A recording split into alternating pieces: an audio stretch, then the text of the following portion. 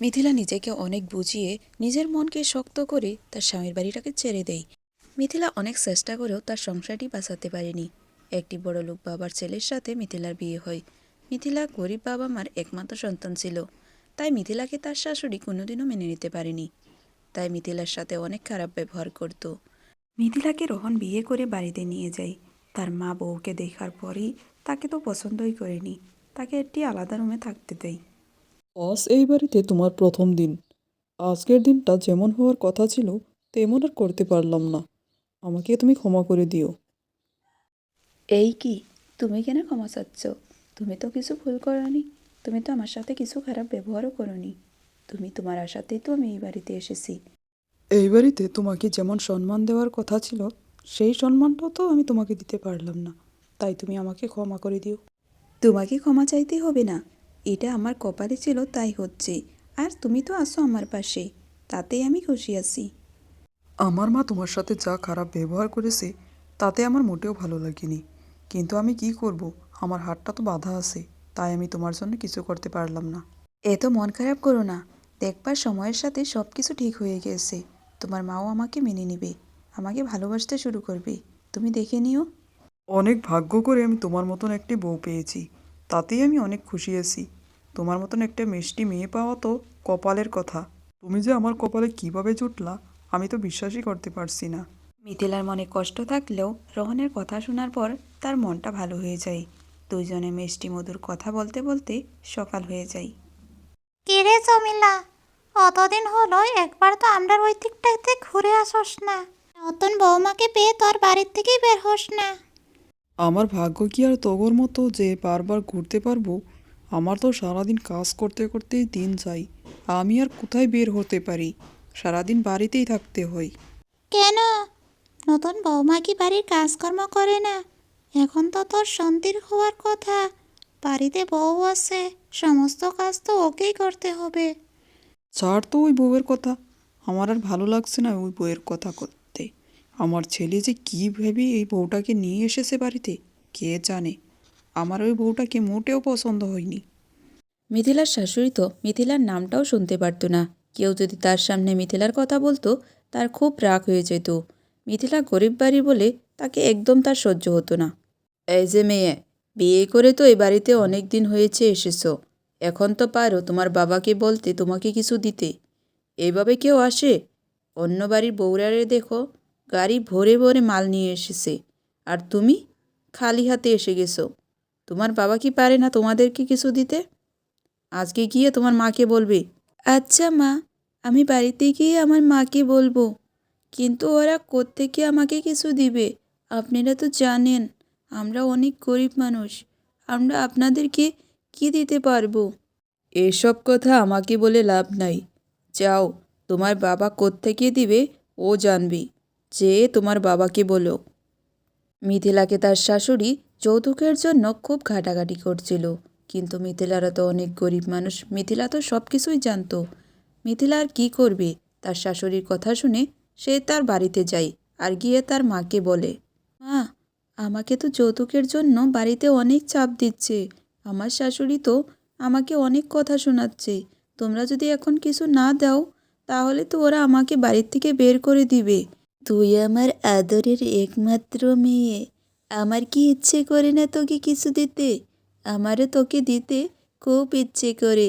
আমারও তো তোরকে দেওয়ার জন্য কত স্বপ্ন ছিল, কিন্তু কি করব মা, সৃষ্টিকর্তা যে আমাদেরকে অনেক গরিব বানিয়েছে, তাই আমি তোকে কিছু দিতে পারি না। আর তোর শাশুড়ি তোকে এত কথা শোনায়, আমাকে ক্ষমা করে দে, কিন্তু আমি তোকে কিছু না কিছু দিব। ওই যে আমাদের জমিটা আছে, এটা বিক্রি করে দিব। আজই তোর বাবাকে বলবো ওইটা বিক্রি করে তোকে কিছু দিতে। মিথিলাগর কিছু জমি ছিল, তার মা তার বাবাকে বলে ওই জমিটা বিক্রি করায়। আর ওই জমিটা বিক্রি করে যা টাকা পয়সা বের হয়, ওই টাকা দিয়েই মিথিলার জন্য তার বাবা অনেকগুলো বস্তুবাহিনী কিনে। ট্রাক ভরে বস্তুবাহিনী তার বাবা তার মেয়ের বাড়িতে পাঠিয়ে দেয়। ওইগুলো বস্তু দেখার পর মিথিলার শাশুড়ি কিছুটা খুশি হয়। মিথিলা, এইবার তুমি একটা ভালো কাজ করেছো, আমি অনেক খুশি হয়েছি। তুমি তোমার বাবার কাছ থেকে এইগুলো নিয়ে এসেছো। অনেক একটা ভালো কাজ করেছো, কামের কাম করলা। তার শাশুড়ির কথা মতো যে মিথিলা বস্তুবাহিনী এনেছে, এটা দেখার পর তো তার শাশুড়ির আরও বেশি লোভ বেড়ে যায়।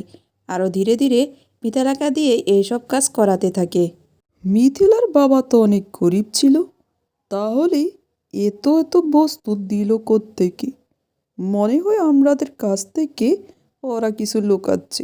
মিথিলার শাশুড়ির মনে একটি বুদ্ধি বের হয়। তার শয়তানি মাথাতে বুদ্ধি বার করে যে মিথিলাকে দিয়ে এখন থেকে সব বস্তুবাহিনী তার বাবার কাছ থেকে আনাবে।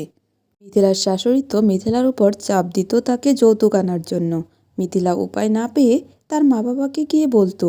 ওরা সব কিছু বিক্রি করে করে মিথিলাকে বস্তুবাহিনী দিতে থাকে। এইভাবে চলতে চলতে একসময় মিথিলার মনে আসে, এটা তো আর করা যাবে না, ওর কাছে আর কোনো টাকাই নাই। মিথিলার উপর অনেক অন্যায় হচ্ছিল, কিন্তু তার স্বামী কখনো এইসব কথার প্রতিবাদই করেনি।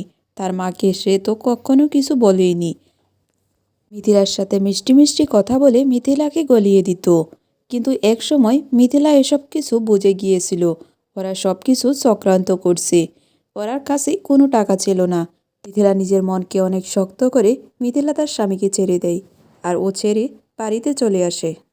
মিথিলা তো বাড়িতে এসেও শান্তি পেল না। নানা ধরনের মানুষের নানা ধরনের কথা। সে সবার কথা শুনতে শুনতে তার মনটাই ভেঙে যায়। মিথিলা তাই তার নিজের বাড়িটাকেও ছেড়ে দেয়। ছেড়ে দিয়ে সে কাজ করতে শুরু করে। মিথিলা অনেক কষ্ট করে একটি দোকান দেয়, আর এই দোকানটি ছিল খুব ইউনিক। দোকানের চারপাশে একটি সুন্দর পরিবেশের সৃষ্টি করে, যেখান দিয়ে সবাই একবার হলেও ঢুকে তার দোকানটিকে দেখতে যায়, আর সবাই কিছু না কিছু কিনেই। আর যারা ওর দোকান থেকে বস্তুবাহিনী কিনবে, ওরা একটি ফটোর ব্যবস্থা করে দিত। এরমভাবে দোকান সৃষ্টি করতেই তার দোকানে তো সবসময় ভিড়ের সৃষ্টি হয়, সবাই আসতে থাকে। মিথিলা অনেক কম সময়ের ভিতরেই অনেক কিছু করে নেয়। তার অনেক উন্নতি হয়, তার টাকা পয়সাও হয়, আর সে একটি নিজের বাড়ি কিনে। আর ওই বাড়িটাতে মিথিলা তার নিজের বাবা মাকেও ডেকে আনে। ফুলেশ্বরী, যাও, আজকে আমার বাবা মা আসবে, সব কিছু রেডি করে রাখো, সুন্দরভাবে ওগো রুমটাকে সাজাই রাখবে। ম্যাডাম, আপনি চিন্তা করবেন না, আমি সমস্ত কাজ করে নিব, আর রান্নাবান্নাটাও করে নিব। আপনি শুধু দেখিয়ে দিবেন কি কি রান্না করতে হবে। আপনার বাবা মা কি ভালোবাসে আমাকে একটু বলে দিবেন, আমি সব রান্না করে নিব। আজকে আমার নিজেকে অনেক ভাগ্যবতী মনে হচ্ছে। কী যে আনন্দ হচ্ছে আমার আজ। আজ তোমাদেরকে আমার বাড়িতে আনতে পারলাম। আজ থেকে এই বাড়িটা তোমাদের। তোমরা এ বাড়িতে আজ থেকে থাকবে। আমার সমস্ত কিছু তোমাদের। এই বাড়িটা তোমাদের পছন্দ হয়েছে তো? আজকে আমি মা অনেক খুশি। তোর এত সাফল্য দেখে আমার কি যে আনন্দ হচ্ছে, আমি বলে বোঝাতে পারবো না রে মা। তুই আরও এইভাবেই কাজ করে যা, তোকে সৃষ্টিকর্তা আরও দেখ। মিথিলার বাবা মা সারা জীবন অনেক কষ্ট করেছে। মিথিলা সব কিছুই তো জানে। মিথিলা এবার তার বাবা মাকে একটি সুন্দর বাড়িতে আনে। তার মনে অনেক খুশি ছিল, নিজেকে অনেক ভাগ্যবতী মনে করছিল মিথিলা। তার বাবা মাও খুব খুশি হয়েছে তার বাড়িতে এসে। এই রূপালি, রূপালি, এই আমার কলিজার টুকরা রূপালি, এদিকে এসো তো একটু, একটু দরকার আছে তোমার সাথে। আসো না বাড়িয়ে, কোথায় গেছো রূপালি?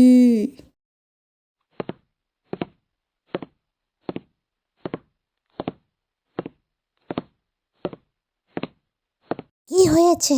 এত ডাকাডাকি করে থাকতে পারছি না তোমার ডাকার জন্য। তাড়াতাড়ি বলো, কি হয়েছে? এত মরে যাচ্ছ কেন? ও জান, তুমি কোথায় হারিয়ে যাও? আমার চোখের সামনে সামনে তো থাকতে পারো। তুমি জানো না আমি তোমাকে না দেখলে আমার ভালো লাগে না। তাড়াতাড়ি তুমি এদিকে এসো তো, তোমার সাথে একটি জরুরি কথা আছে। আসো, বসো। এত মিষ্টি মিষ্টি কথা বলছো কেন? আমি তো তোমার বুদ্ধি সব জানি। কি হয়েছে সেই কাজের কথা বলো তাড়াতাড়ি। এইসব নাটকবাজি আমার সাথে করতে হবে না। আরে জান, রাগ করো কেন? আসো না, এদিকে একটু বসো। তোমার সাথে ভালো মন্দ কথা বলতে তো আমার ইচ্ছে যায়।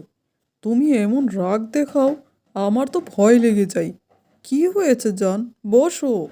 ওরে বাবা, দেখো বুড়ার কথা। তার মিষ্টি মিষ্টি কথাতে আমি গলে যাব? ভেবেছোটা কি আমি তোমার মিষ্টি মিষ্টি কথাতে গলবো না? এখন তোমার বুদ্ধির কথাটা বলো তো, কেন এত মিষ্টি মিষ্টি কথা বলছো? আরে জান, তুমি রাগ কেন করছো? আসো তো এখানে, একটু বসো, মাথা ঠান্ডা করো। আমি তোমার সাথে কোনো নাটকবাজি করছি না তো। আমি তোমার সাথে একটু ভালো মন্দ কথা বলবো, তাই আর কি। তোমার আবার ভালোবাসার কথা? আজ তোরই তো জীবনে কখনো কোনোদিন ভালোবাসার কথা বলনি। আজকে কি করে মনে হলো তোমার ভালোবাসার কথা বলতে? আমার সাথে নাটকবাজি শুরু করছো বুড়া। ও জান, অনেক দিন হয়েছে তোমার চাদর হাতের চা খাওয়া হয়নি। আমাকে আজকে 1 কাপ চা খাওয়াবে? আজকে আমার খুব চা খেতে ইচ্ছে করছে। আজকে একটু আমার জানের হাতের চা খাবো, তাই আর কি ডাক্তারটা কি করছি। তুমি যদি কিছু মনে না করো, আমার জন্য 1 কাপ চা বানিয়ে নিয়ে এসে তো। যাও আমার মিষ্টি জান, যাও।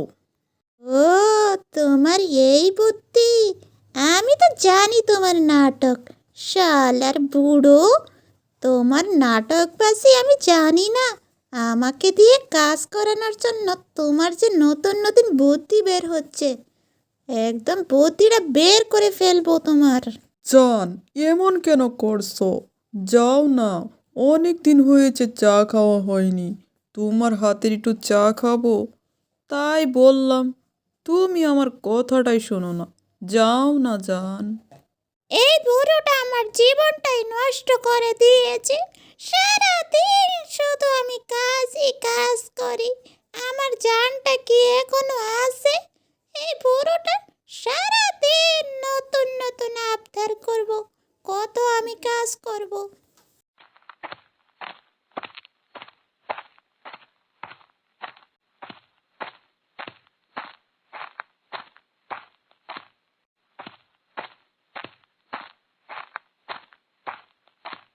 ও জান, ওই যে দেখো, দোকানে কত সুন্দর সুন্দর ফুল। আমাকে একটা কিনে দাও তো, ঘরে সাজিয়ে রাখবো। অনেক সুন্দর সুন্দর ফুল। এই যে শুরু হয়ে গেছে বুড়ির নাটক। আমার কাছে কি টাকা পয়সা আছে তোকে যে কিনে দিব এত কিছু? আমার কাছে কিন্তু টাকা পয়সা নাই। তোকে নিয়ে একটু ঘুরতে বের হয়েছি, বাস ঘুরবো আর চলে যাব বাড়িতে। একটা ছোট্ট আবদার করলাম, এইটাও পুরা করলে না তুমি? বাড়িতে যাও, আর তোমাকে আর কিছু করে খাওয়াবো না। আমাকে একটা... আচ্ছা আচ্ছা, এত নাটক করতে হবে না। চল, তোকে একটা কিনে দেই, না হলে তো তোর মুখটা ফুলিয়ে বসে থাকবি। তোর জ্বালা আর ভালো লাগে না। তোর সাথে আমার যতই ঝগড়া হোক, কিন্তু তুই যখন মুখটা ফুলিয়ে দেস না, আমার তো কলিজাটা চুরিয়ে যায়। আমার কিন্তু খুব খারাপ লাগে তখন। তাই তোর আবদারগুলো পুরো করি। চল এখন, তাড়াতাড়ি যাই।